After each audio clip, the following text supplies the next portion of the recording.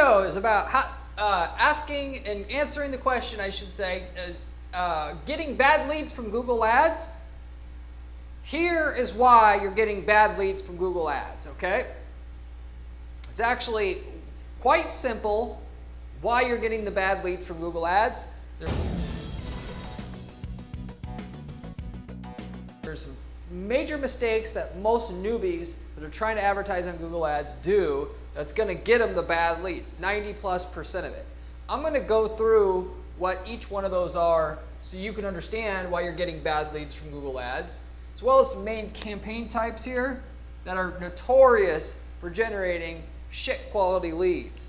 So if you want to be able to get over this hurdle so you can finally start making money with Google Ads, this video is for you. I'm going to give you some real examples here as well so you can better put a frame around like how this is implemented in your actual Google Ads account, but I guarantee you by the end of this video, 90% of your problem that you're having now with shit quality leads will go away once you patch up these most commonly made mistakes that you and many other people normally make, or what everybody basically makes when they start out running Google Ads and they run into having a problem with the lead quality.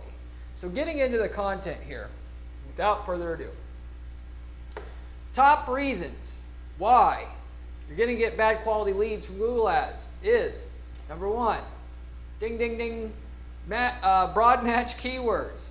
I got, there's other gurus here on YouTube, which I'm not going to speak their names, trash their names directly here, but they're going to tell you running broad match keywords in your ad account is good because Google's running off of an algorithm now. It's not so, when you bid on a keyword, it doesn't mean you're just bidding on a keyword. Really what it means is it's like a signal to Google that your ad should show up for stuff similar to this word, and the algorithm should really do the heavy lifting and figuring out what the actual things people typing in are that your ad should show in front of. And I'm calling total BS on that, okay? I know because I run hundreds and hundreds of ad campaigns. I set up hundreds of campaigns and accounts on Google Ads last 15 years. Things have not fundamentally changed, as people say that they have, where you just, and if you're drinking the Google Kool-Aid, you'd also think the same thing. That is, you shouldn't run exact match keywords anymore. It should be broad match because the machine learning that Google has gotten so good that that's all you need to do now. It's similar to the SEO shit that you talk about where they say you should just write about general topics and you'll rank for what you want to rank for. Reality is, when you're talking about smaller niche stuff, the algorithm's not that smart at figuring out what you should show up for and what you shouldn't show up for. And then on top of that, your business is unique. There's certain things, your customer that you normally deal with is different than another person's customer. So just showing up for a bunch of random shit means that Google's algorithm is going to have to piss a bunch of your money away before they figure out what's going to work.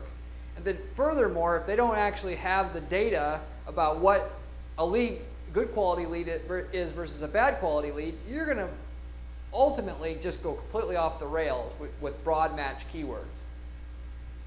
And so, of course, if you sold, an Apple MacBook with 4 GB of RAM, and that's what you're targeting, and Google had all the data about all the other people who sell that exact product, broad match keywords can work sort of okay, but it goes completely the other way when you offer something unique. And even in the situation where you offer the MacBook, I'm still not going to run broad match keywords, at least until I've gotten every possible sale I can out of exact and phrase match first, which I talk about on this channel all the time, because it runs so broadly and there's so much waste there. And I can get more out of the available searches that are profitable in my market by targeting each variant of how people search individually, because it can laser write and have custom ads for every variant there of search and get more out of the available pool of people. When you're talking about broad match keywords, you're really showing up for really weird shit. Because the algorithm is just not that good yet. And in fact, I don't think Google wants to get it to be any better, because they make more money if you show up for a bunch of random shit. I mean, of course they want some advertisers to stick around, but as long as it's just good enough to get most people to stick around, it's good enough for them. And then they know people will pay for a certain amount of waste because they don't have any alternative. There's no other place to get these search engine based customers at. So you should just know that broad match, Google has no incentive, and currently 2024 and beyond knows what to have your ad show up for when you put in your keywords in broad match. So you're going to get a bunch of weird shit to have your ads can trigger for a bunch of weird shit with broad match keywords. And if you're trying to guide Google by telling them what's turning into a lead, well, they're not going to know what a good lead from a bad lead, and it's going to go for the cheapest leads, which if you're showing up for random shit and getting a lead, that's probably going to be your cheapest lead because nobody else is advertising on that weird search because they know there's no money there. So your account's going to steer completely in the wrong direction. So just long story short, don't use broad match keywords. If you wanted to use broad match keywords for a week or two to get some idea about what people are searching for, that might be okay, but even then, that's just dumb in my opinion. You can go to SpyFu, figure out what keywords you want to target that way. Start out in phrase match if you want to go a little bit more broad. Then go into your search terms report and see the exact versions of the words that you actually want to show up for, and then write each one of those and put each one of those as its own keyword with brackets around it, and then so that your ads basically only show up for what they're supposed to. Okay? And therefore, you're not going to be getting any weird leads because your ads are showing up for some weird shit. Broad match keywords, by the way, as well, as a final note about this before I move on to the next thing on the list, that's notorious for is getting you to show up for competitor searches, which if you're in local services or a lot of other businesses, somebody's going to type in your competitor's name looking for an order status from that competitor. They're going to see your ad pop up because you're the stupid one that's running broad match keywords. I'm joking here. I don't really think you're stupid, but you know, it's a stupid thing to run broad match, so I'll say it.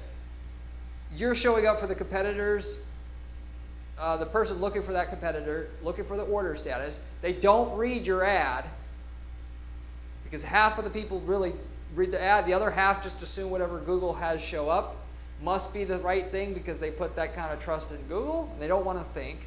They click on your ad, they call, looks like it produced that search query, if you will, produces a good cost per lead, and then it wastes your sales staff time and you get a poor quality lead. Your closing rates suck. So you're going to get a ton of leads from competitor searches when you don't want them. In some markets, you might want the people that type in the competitors to call you, particularly if you answered the phone and you said like plumbing services and then just try to trick them into doing business with you. But in most markets, that doesn't work. So it's just another reason why broad match keywords suck and are going to produce shit quality leads for you. So you got to take care of that right away. Second of all, and I wrote this wrong here.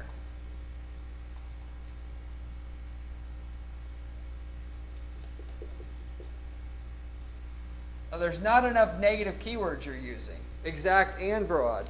So even though if you were to use exact match keywords only, like I just got done telling you, you're still going to have some stuff that your ads are triggering for that they shouldn't trigger for, particularly in business-to-business services.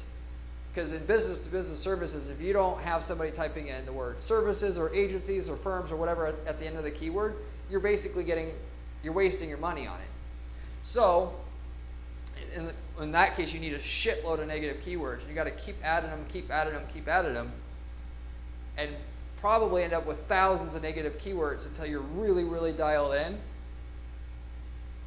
But you probably don't have enough negative keywords if you're having poor quality leads, and you should add both exact and broad. So if you were targeting sales training services and that's what you were doing, when somebody types in sales training methods, you want to add the word sales training methods as a negative keyword in an exact match format, but you also want to add the word methods as a broad match version of a negative keyword by itself.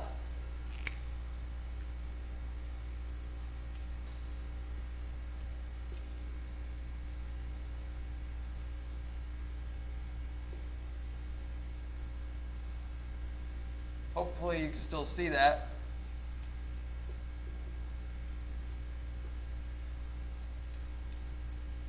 So you'll add sales training methods as its own negative keyword and exact match, and then you'll add methods as a broad match negative keyword because that's going to give you the most coverage. Because obviously you don't want them using methods and anything else. Well, you might be asking yourself, Corey, why don't you just add methods by itself? Well, methods by itself, you would think nothing else with methods in it again would trigger if you had that as a negative keyword. The reality is it's not that great, and I think Google does this on purpose. So I'm going to add both. If you usually add a negative keyword and an exact match, that will, at least that exact phrase will not trigger your ads anymore. If you add methods, if you add the single word in there with it, it'll block most of the searches related to methods, but not all. So the combination gets you the most coverage, okay? That's how you should do negative keywords. So anyway, negative keywords is probably a big part or a potential, it's some fractional part of why you're getting poor quality leads. The other reason you want to look into, or most people fall for it and have, when they have poor quality lead problems, is the tracking isn't set up right. How does Google's algorithm supposed to get you better quality leads on an ongoing basis if they don't know what lead is good and what one's not? Let's forget about tracking lead quality. Most people, more than half of people, don't even have their conversion tracking set up to track when a lead comes in. Or it's partial. They have the forms but not the calls. Or they have the calls if you click on the number but not from desktop devices when people call. And you'll get more results, a lot more results with your Google ads simply by having the tracking set up right, since most people don't have it, and that the algorithm will use process of elimination over time to get you what you want. But they can't get you what you want if they don't know what worked and what didn't work. So you're literally half the value of your ad spend is just figuring out what doesn't work so that you can hone in on what works over time. But you shouldn't just focus on tracking if a call comes in or a contact form comes in. Why? Because what you're going to end up doing then is going after the cheapest leads, and the cheapest leads are, I guarantee you, not going to be the best quality leads. Why? Because like I was saying before, leads that show up in less competitive markets where less people want that ad space and what show up for those searches, cost per click there is going to be less, and ultimately your lead cost is going to be less than in that case. Versus in the most competitive searches, your lead cost is automatically going to be higher because more people are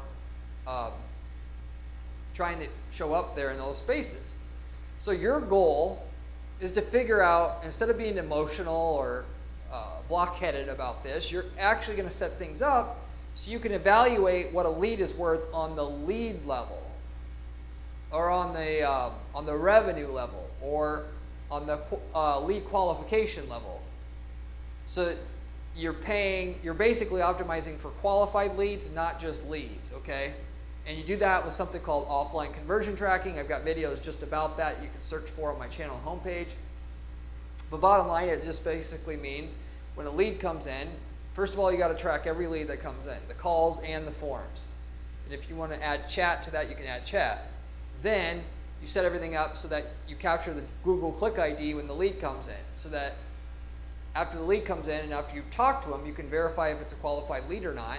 If it's qualified, you can pass that Google Click ID that came in with the lead back into your ad account so that it shows you what keyword produced that qualified lead or unqualified lead, what time of the day produced it, time of the week that produced it, age of the person that produced it, gender of the person that produced it, income of the person that produced it, and on and on and on and on. This is why half the value of your ad spend is really just in figuring out what works, because if you put in enough data in your account, it's not a matter of if you're going to crush it, it's just a matter of when and how much data do you need. So, but 10% or less of people are going to be doing opportunity level tracking of their leads because they don't know how to do it, they don't know the importance, they tell themselves they don't need to do it. Whereas if you're optimizing for profit and and your competitors are just optimizing for leads, they're going to spend all their money going after the cheap, shitty leads, and you're going to be getting all the good quality leads. It makes all the difference. You'll make 3 times as much money long term optimizing at least on the the qualified lead level or lead qualification level versus the just whether they called or filled out the form or not level. And the goal should be to optimize for profit, not just lead qualified leads. But in a lot of markets, the deal size is so big that most people aren't going to make a decision within 90 days because you only have up to 90 days from the day that they initially click on the ad to pass back a sale to your account, so you can see on each one of those levels, keyword, time of the day, day of the week, and so on and so forth, that sale came in.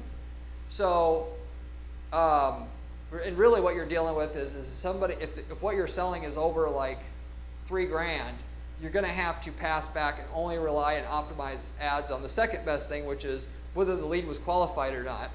But what I like to do in that scenario to kind of make up for the fact that I can't actually optimize based upon how much profit I made and pass the revenue back into my account to optimize on the profit level, I'll at least estimate what the contract value would be if it would close back into the ad account, and then optimize based upon qualified leads, yes, but qualified leads that were of higher assumed value if it closes. Or you could do something else, which is you can score the lead between 1 and 10, which we do a lot. And so instead of just optimizing for a lead, because you can always import whether a conversion happened and then what the value is. If you take the score of the lead and you, along with the conversion and the fact that that happened, import the lead score as the value, an optional value you can pass into your account with it, then over time you can optimize for leads that are the most qualified, most likely to close. Or you could score it on 1 to 10 on likelihood to close, or what size of opportunity it is. So you have different options there.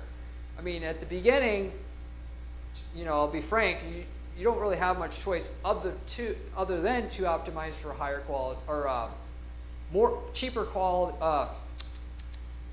lower cost leads, because you need so much data to make accurate decisions and for Google's algorithm to make accurate decisions and steering your account, that you're starting with just optimizing for more calls, more form fills. When you get so many of those and you've imported enough information about which leads are qualified, you can switch to optimize just on qualified leads. And then when you get enough data potentially from that and uploaded enough sales, you can switch to optimizing just for profit, because you can upload the sale and then how much the sales price was, and then you obviously can divide sales price divided by ad spend on an individual keyword by keyword level, and then find the ROI or the spread between sales versus ad spend on that keyword to identify which keyword should be promoted more or less and what the bid should be on that keyword to exploit a few extra clicks you could get on that keyword or not. And it really is not a matter of if a keyword will work, but what's a keyword worth spending on per click, so that you are not below the minimum threshold of ROI that you need to be profitable enough in your business. So anyway, you get the general gist. You're trying to go and optimize for the higher end of that scale as you can, closer to profit as you can, but if you can't, you optimize for what you can optimize for, depending on the sales cycle length, time on average time it takes deals to close, as well as the amount of data volume of data that you have as well. So anyway, tracking is the other big reason why your lead quality sucks as a person is trying to get Google Ads to work for yourself the first time. The other thing is going to be bidding strategy.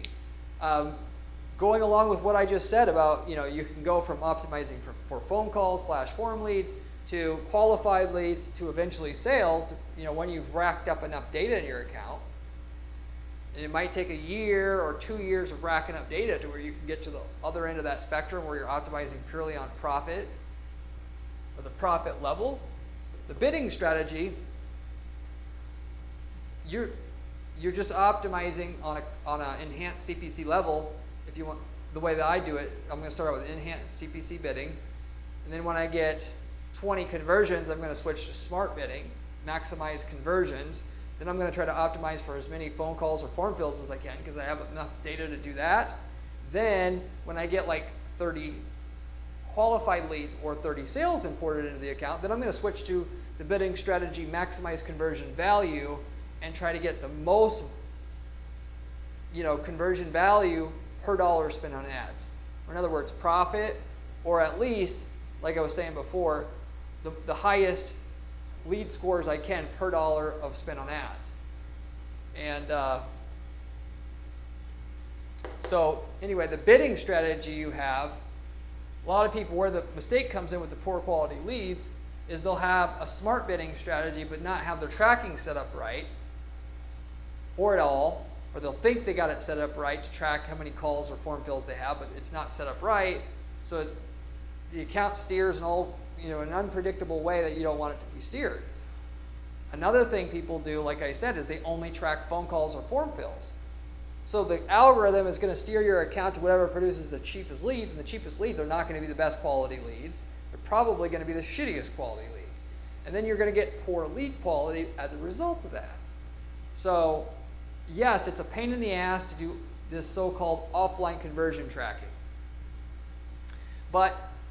There's no immediate payoff because you need a certain amount of data uploaded before you can start using it. But if you don't start today, a year from now, if your lead quality is not where you want it to be, you're going to have to start doing it then, and then you have to go another year of running your account with shitty lead quality before you actually get to solid performance, solid, predictable quality leads coming in from your account on an ongoing basis.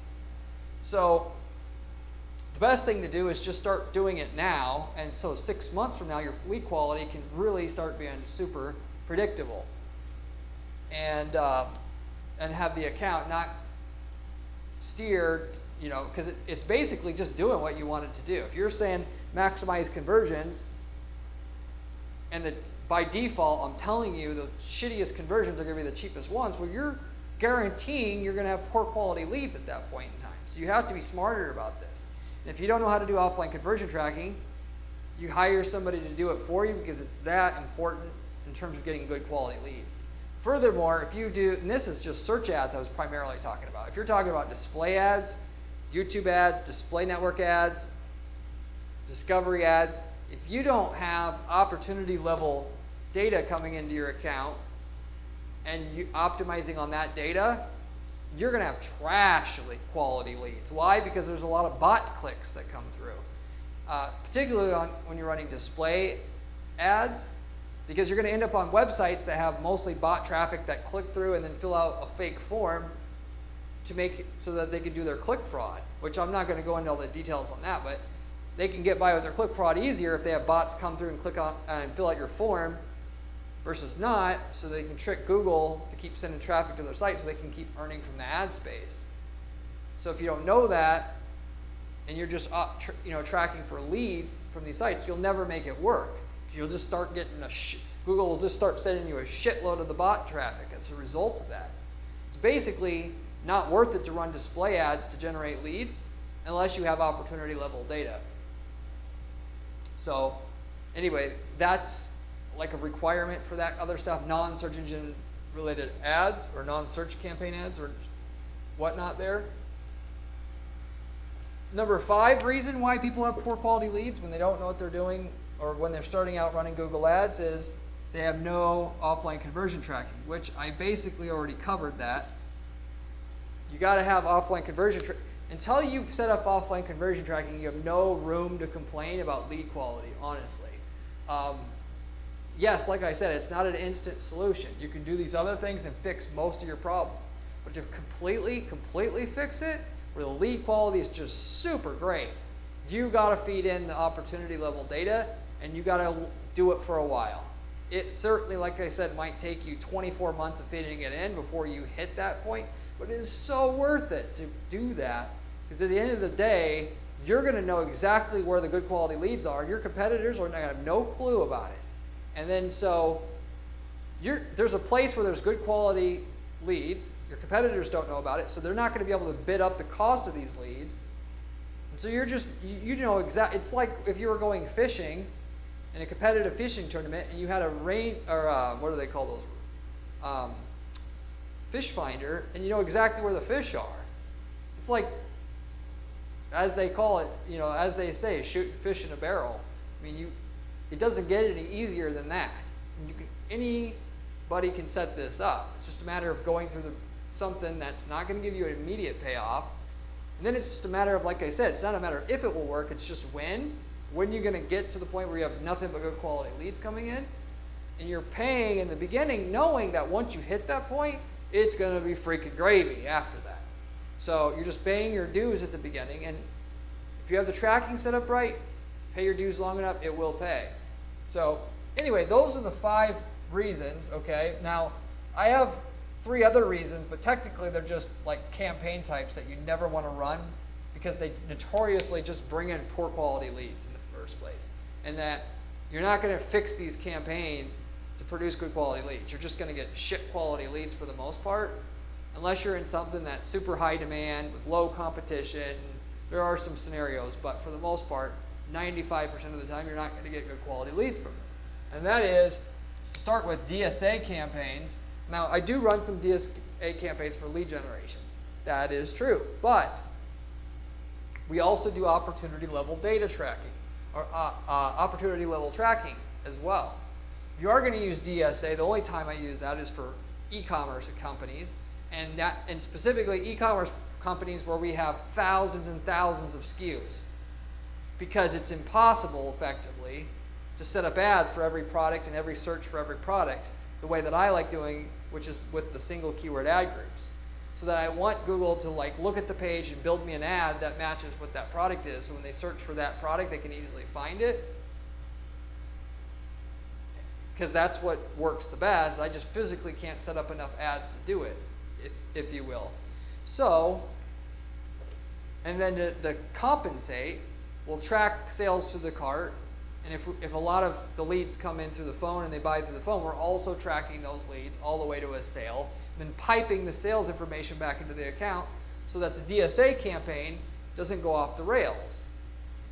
Because if you use use a DSA campaign for a lead generation account where you're generating leads, you're not selling a product per se, there is no sales data coming back into the account, it's going to have ads show up for all kinds of random shit, especially competitor searches, people looking for information, and then wasting your time. It's too uncontrolled. It's hard enough to make money with ads, to do something like that, to try to save yourself time. Yeah, you'll save yourself some time, all right. You'll piss 90% of your money away. You want to set up, unless you're talking about like one of the specific scenarios, like I said, where you have selling products, and there's way too many SKUs to set up manual ads for all of them, and this can bridge the gap. And then still you got to have good guardrails on it, which is you're feeding in actual sales data to the campaign to make sure it's doing the right thing. But when you're talking about lead generation, nope, you're not going to do it. You're going to set up static campaign, manually write the ads, and that's it. If you want good quality leads, you got to do that. Second of all, second campaign type you don't want when you have poor quality leads, because it only produces poor quality leads for the most part, is smart campaigns. Smart campaigns are for people that don't know any better. Anybody who knows anything doesn't use smart campaigns. They use regular search campaigns, and they use expert mode in their account to set up campaigns. So smart campaigns just don't have enough flexibility in how you set them up so that you don't show up for competitor searches. You don't show up for people looking for information or pictures or whatever. All that other shit you don't want to show up for. And while they do show you what you show up for after the fact, using smart campaigns, it's still not controlled enough. Whereas if you want to get to where like 98% of your leads are good quality, you need a regular search campaign. So you can do what I said and only use exact match with the right amount of negative keywords, with the tracking set up the way that I said to set it up. And then finally, PMAX campaigns. You do not want to use PMAX for when you're generating leads at all. This one's a purely 100% across the board, don't use PMAX for lead generation. I've seen exactly one time somebody's used PMAX for lead generation and actually made money. And it was in a home services space that has high ticket size, very low competition.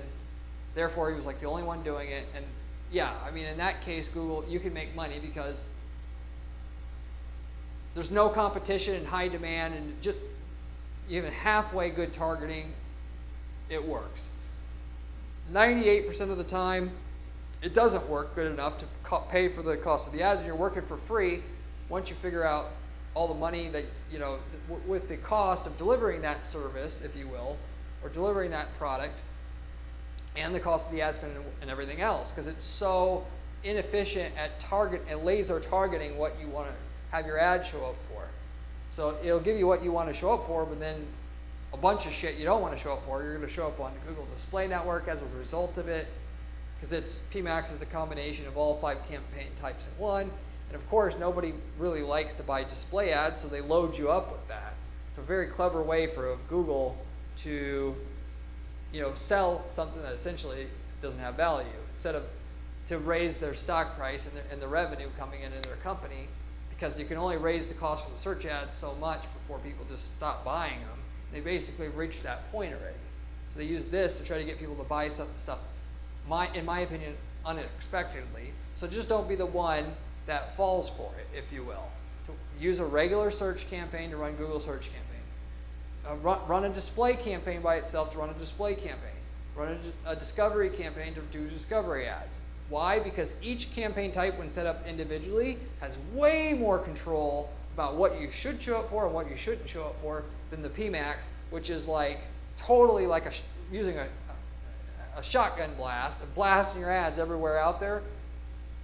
Probably not going to make any money. Unless you're selling a branded item and you're Nike, there's so much ridiculous demand for what you have and everybody knows what it is, you don't need to be touching that PMAX shit. The only time we use PMAX is when you're selling products and you want to show up in Google Shopping, because it works better than a regular shopping campaign. That's the only time we use PMAX. And in that case, it works better than shopping, and we use it every time, just to be clear. But just to generate leads, never, never, never use PMAX. Use display campaign if you want to run display ads and so on and so forth, so that all the little levers, so you can turn off aspects of what you don't want to show up for, you can use them so that the campaign has a chance to be successful. Because at the end of the day, really whether you make money or not has to do with, are you sophisticated enough to only show up for the people that are likely to buy and not anybody else, because it costs you money to get your ad in front of somebody who's not going to buy. They call it pay-per-click advertising, you're paying per click, but really it's pay per impression every time your ad shows up, because if your click-through rate goes down, your cost per click goes up. So can you figure out A, who buys and who would buy if their ad showed up for them, and then B, can you only get it to show up for them and not all these other people that Google wants you to ultimately fall for and have them show up for them too, so they can extract more money out of your wallet. And so if you're with that in mind, you don't want to be using PMAX to let them do it all for you. It's so easy. Just give us 5 minutes and we'll get your ads running everywhere, and you don't have to worry about it. Yeah, that helps them a whole hell of a lot, and you almost none. So just spend the right amount of time to do these campaigns separately, then you have a decent chance of making money. But with that said, I'll wrap it up with that. Hopefully that made a lot of sense to help you improve and getting the bad leads from Google Ads to go away effectively. So most of which you can do, can be fixed right away, and the rest of it over time when you've collected enough data in your account. If you have any questions about anything I covered, leave me a comment below. I get back to every single person who leaves me a comment on this channel, usually within a couple days' time. If you have any ad-related question, feel free to ask. I love giving back to my viewers here just as a way of saying thanks for watching my channel and helping us grow the channel. Beyond that, if you like the channel, you also can find my work, my written work, at my blog at guaranteedppc.com/blog, as well as my column that I have over at entrepreneur.com. If you like my video work, you'll love my written work even better. It's even better for helping you make money with your ads. And of course, if you're going to pay attention to anything, it should be my material, because I'm doing ad strategy all day long. I'm not a full-time YouTuber, course seller, any of that other BS. Just doing ad strategy all day long for a few dozen clients, and I'm telling you what I find, exactly what works and what doesn't work. So it's valid information. The rest of it is basically BS speculation shit. So anyway, it's the best information I promise you can find on YouTube and pretty much on the web. If you are looking to just hand over what you're doing, you don't have time to do like the stuff like I mentioned on today's video, this is exactly what I do for clients on an ongoing basis, where I take over their ads and make them work. And then furthermore, we are a unique service in that we don't charge you any fees until you're able to get so much minimum traction with what you're doing in addition to what you have now. That is, same ad spend, we can get you more sales without raising your ad spend before you even have to pay us a fee. Really catches is we got to know we can actually do it before we take you on. We're picky about our clients, but if you want to see if we can work with you as well, you just got to simply reach out to me at guaranteedppc.com, and I'd be happy to give you an assessment of what you're doing, see if it is possible to work together.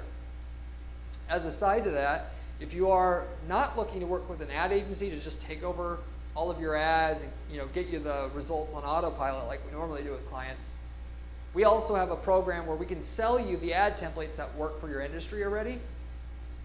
I've worked in over 100 different niche markets at this particular stage over the last 9 to 10 years, and of which we've worked in your market. You could just simply take the ads and landing pages and all that we develop for your market for somebody in a different geographic territory and use it in your own geographic market.